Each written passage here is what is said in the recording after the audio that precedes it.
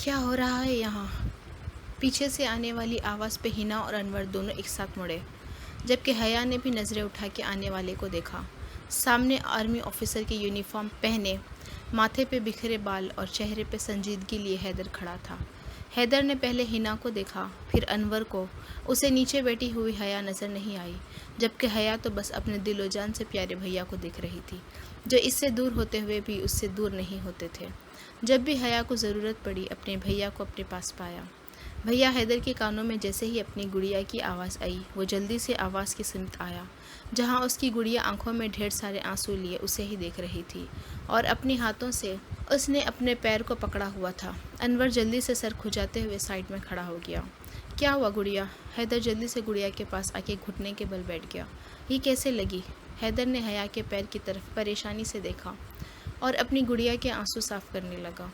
وہ یہ چائے بنا رہی تھی، میں نے کہا بھی تھا کہ رہنے دو، میں بنا لوں گی، پر یہ خود ضد کر کے کچن میں آ گئی اور خود ہی چائے گرا لی۔ ہنا نے جلدی سے جھوٹ بولا۔ وہ اچھے سے جانتی تھی حیا کو لے کے، حیدر کے جذبات اور حیدر کا غصہ بھی۔ حیا جلدی سے حیدر کے قریب ہو گئی اور اس کی شرٹ کو مٹھی میں قابو سے پکڑ کے اپنی آنکھیں زور سے بھینچ لی۔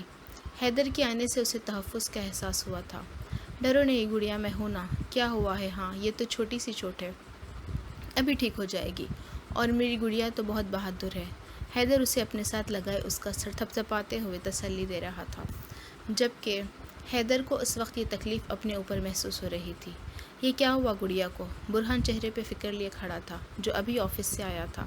کچن سے آتی ہوئی آوازوں کی وجہ سے وہ اسی سمت آ گیا۔ بس ان کی ہی کمی تھی، اب ہوگا ڈرامہ سٹارٹ۔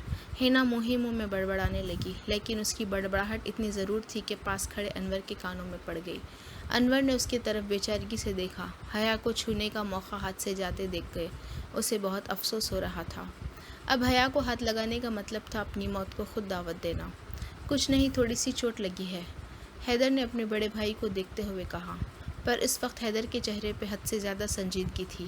تو یہاں کیوں بیٹھے ہو؟ اندر لے کے چلو گڑیا کو، برہان نے پاس آ کے گڑیا کے سر پر پیار سے ہاتھ پھیرتے ہوئے کہا۔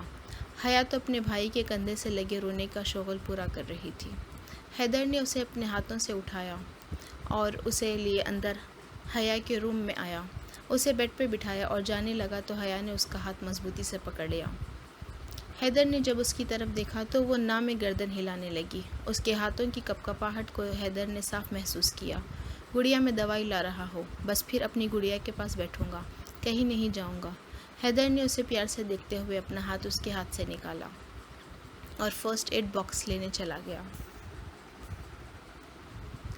اچھا میں چلتا ہوں۔ حیا کے اندر جانے کے بعد انور کو اپنا وہاں رکنا بے فضول لگا، اور وہ جو بات کرنے آیا تھا وہ بھی کر چکا تھا۔ اتنی جلدی کیوں؟ ابھی تو آئے ہو، کھانا کھا کے جانا ہے نا برہان؟ ہنا نے بولتے ہوئے برہان کی طرف دیکھا، جو غصے سے اسے ہی گھور رہا تھا۔ ہنا کی بات سن کے اسے انور کی موجودگی کا احساس ہوا۔ دونوں بھائی حیا کی تکلیف دیکھ کے انور کو فراموش کر چکے تھے۔ ہاں انور، کھانا کھا کے جانا، برہان نے اس کی طرف دیکھ کے مسکراتے ہوئے کہا۔ نہیں، اب میں چلوں گا، پھر ملاقات ہوگی، مجھے کچھ کام ہے۔ دونوں بھائیوں کا حیا کے لیے پیار اور اسے تکلیف میں دیکھ کے سنجیدہ چہرہ انور کا بس نہیں چل رہا تھا کہ وہ یہاں سے بھاگ جائے۔ چلو ٹھیک ہے، اگلی بار آؤ تو کھانا کھا کے جانا، برہان نے اس سے مصافحہ کرتے ہوئے کہا۔ ہاں کیوں نہیں، ضرور، انور نے فوراً حامی بھری۔ اسے یہاں سے جلد نکلنا تھا۔ انور کے جاتے ہی برہان کا رخ ہنا کی طرف تھا۔ یہ چائے گڑیا پہ کیسے گری؟ تم خود نہیں کر سکتی تھی یہ سب کام؟ اس کا ابھی پڑھنے کی عمر ہے، ان سب کاموں کی نہیں۔ اتنے نوکر گھر میں کس لیے ہے بولو؟ برہان نے غصے سے اپنی بیوی کو جھاڑ پلائی۔ میں نے نہیں کہا تھا، وہ خود گئی کچن میں، اور اس ٹائم سب نوکر پیچھے کوارٹر میں ہوتے ہیں۔ میں تو انور بھائی کے پاس بیٹھی تھی، مجھے کیا پتا وہ کچن میں کب گئی؟ ہنا نے نخلی ٹسوے بہاتے ہوئے اپنی بات کہی۔ اب تم رو رو کے مجھے اریٹیٹ نہیں کرو، جاؤ میرے لیے ایک کپ چائے لے آؤ، میں حیا کے پاس جا رہا ہوں۔ بولتے کے ساتھ ہی برہان حیا کے روم کی طرف چل دیا۔ برہان کے جاتے ہی ہنا نے ان ٹوٹے ہوئے کپ کے ٹکڑوں کو غصے سے ٹھوکر ماری۔ ہر بار تمہاری وجہ سے برہان مجھ پر غصہ کرتے ہیں، تمہیں اس سب کا حساب دینا ہوگا، تمہاری قسمت میں بس آنسو ہی آنسو لکھ دوں گی۔ ہنا نے اپنی نکلی آنسوؤں کو صاف کرتے ہوئے نفرت سے حیا کے روم کی طرف دیکھ کے سوچا، پر وہ یہ بات بھول گئی، قسمت لکھنا اور قسمت بدلنا جس کے بس میں ہے وہ ذات بہت بڑی ہے، بے شک اللہ ہر چیز پر قادر ہے۔ لاؤ گڑیا یہاں پیر رکھو۔ حیدر نیچے بیٹھے حیا کو پیر اپنے گھٹنے پر رکھنے کو بول رہا تھا۔ نہیں بھیا، بہت جلن ہوگی۔ حیا نے جلدی سے پیر بیٹھ کے اوپر کر لیا۔ گڑیا ہلکی سی ہوگی، چلو لگوا لو حیدر سے ٹیوب، برہان نے اندر آتے ہوئے کہا۔ میں ہوں نا گڑیا، آرام آرام سے لگاؤں گا، حیدر نے پیار سے گڑیا کا پیر اپنے گھٹنے پر رکھتے ہوئے کہا۔ برہان نے پاس آ کے حیا کے ہاتھ اپنے ہاتھ میں پکڑا۔ گڑیا یہاں دیکھو میری طرف۔ اس نے پیار سے حیا کے چہرے پہ ہاتھ رکھ کے اس کا رخ اپنی طرف کیا، جبکہ حیا کے چہرے پہ ڈر صاف دکھائی دے رہا تھا۔ حیدر نے آرام آرام سے ٹیوب لگاتے ہوئے حیا کی طرف دیکھا، جو برہان کا ہاتھ پکڑے لب بھینچے آنکھوں کو زور سے بند کیے حیدر کو بہت پیاری لگ رہی تھی۔ حیدر کے چہرے پہ پہلی بار مسکراہٹ آئی۔ بس دیکھو پتہ بھی نہیں چلا اور لگ بھی گئی، حیدر نے کھڑے ہوتے ہوئے کہا، اور حیا کی دوسری طرف بیٹھ گیا۔ حیا نے آرام سے آہستہ آہستہ آنکھیں کھولی اور اپنے پیر کی طرف دیکھا۔ اسے واقعی بالکل جلن نہیں ہوئی۔ اس نے حیدر کی طرف دیکھا جو اسے دیکھ کے مسکرا رہا تھا۔ آپ ہنس رہے ہو بھیا، جاؤ میں آپ سے بات نہیں کرتی، حیا نے کہتے کے ساتھ ہی اپنا چہرہ دوسری طرف کر لیا۔ ارے میں ہنس نہیں سکتا کیا اپنی گڑیا پہ؟ میں تو دیکھ رہا ہوں میری گڑیا کتنی بہادر ہے، آرام سے ٹیوب لگوا لی، حیدر نے مسکراہٹ دباتے ہوئے کہا۔ سچی بھیا؟ حیا کے چہرے پہ فوراً بچوں جیسی خوشی دکھائی دینے لگی۔ حیدر نے پیار سے اپنی جان کو دیکھا، کتنی معصوم سی تھی وہ کتنی جلدی مان جاتی ہے کوئی بھی بات۔ حیا کو مسکراتے دیکھ کے حیدر اور برہان دونوں کے چہرے پہ اطمینان آ گیا۔ چاچو آپ کب آئے؟ انوشے کی آواز پہ سب نے ایک ساتھ دروازے کی طرف دیکھا، جہاں گول مٹول سی سرخ سفید رنگت والی انوشے یونیفارم میں کھڑی تھی اور بھاگ کے آ کے حیدر کی گود میں چڑھ گئی۔ جب ہماری پرنسس اسکول گئی ہوئی تھی، حیدر نے اس کے گال چومتے ہوئے کہا۔ حیا کیا آپ روئی ہو؟ انوشے نے حیا کی سوجی ہوئی آنکھوں کو دیکھتے ہوئے کہا۔ کتنی بار کہا ہے پرنسس حیا نہیں کہتے، پھپھو کہتے ہیں، اور پھپھو کا پیر جل گیا اس لیے وہ رو رہی تھی۔ برہان نے ہر بار کی طرح اس بار بھی انوشے کو سمجھانا اپنا فرض سمجھا۔ اوہ بابا، حیا جسٹ لائک اے لٹل ڈال لائک می۔ انوشے نے اپنے سر پہ ہاتھ مار کے ایسے کہا جیسے بہت کام کی بات بتائی ہے۔ سب کو انوشے کی اس طرح ایکٹنگ کرنے پہ وہ سب ہنس دیے۔ حیا جتنی کم گو ڈری سہمی رہنے والی لڑکی تھی، یہ 10 سال کی انوشے اتنی زیادہ چٹپٹی تھی۔ خود تو سیریس رہتی پر اپنی باتوں سے باقی سب کو ہنسنے پر مجبور کر دیتی۔ 1 منٹ پرنسس، کال آ رہی ہے، حیدر نے انوشے کو گود سے اتارتے ہوئے کہا اور جیب سے موبائل نکال کے ایک طرف چلا گیا۔ ہاں کیا خبر ہے؟ حیدر نے کال اٹینڈ کرتے ہوئے کے ساتھ ہی کہا۔ سر وہ جس بچی کی ڈیڈ باڈی ہمیں 3 دن پہلے ملی، اس کا پوسٹ مارٹم رپورٹ آ گئی ہے۔ اگر آپ آ جاتے سر تو ہم بیٹھ کے بات کر لیتے، فون پہ موجود آفیسر نے ادب سے کہا۔ یہ بات سنتے ہی حیدر کا چہرہ پھر سے سنجیدہ ہو گیا۔ کیا رپورٹ ہے سر؟ بچی کی عمر 7 سے 8 سال کی تھی۔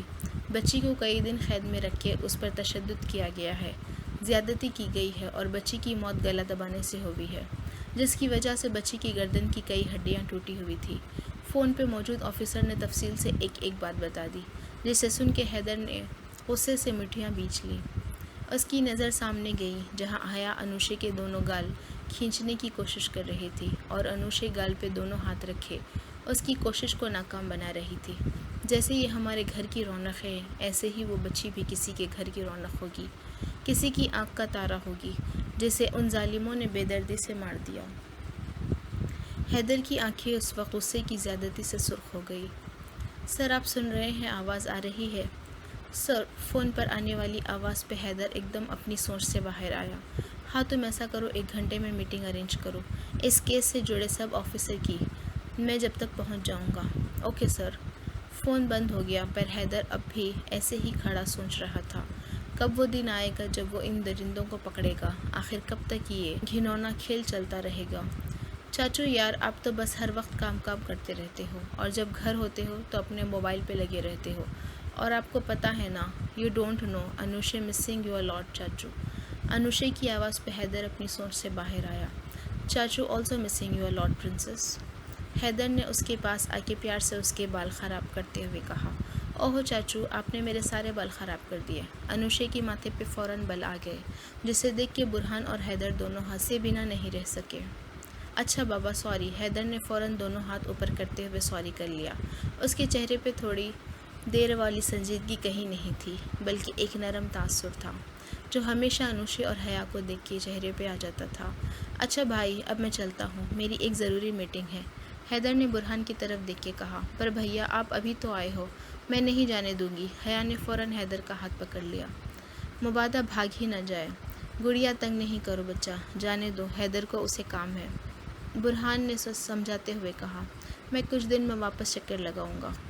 گڑیا حیدر کے پیار سے حیا کی آنکھیں صاف کی، جو فوراً آنسوؤں سے بھر گئی تھی۔ پکا وعدہ؟ حیا نے اپنا ہاتھ آگے کیا۔ ہر بار کی طرح اس بار بھی وہ آسانی سے مان گئی۔ پکا والا پرومس، حیدر نے مسکراتے ہوئے اس کے ہاتھ پہ ہاتھ رکھ دیا۔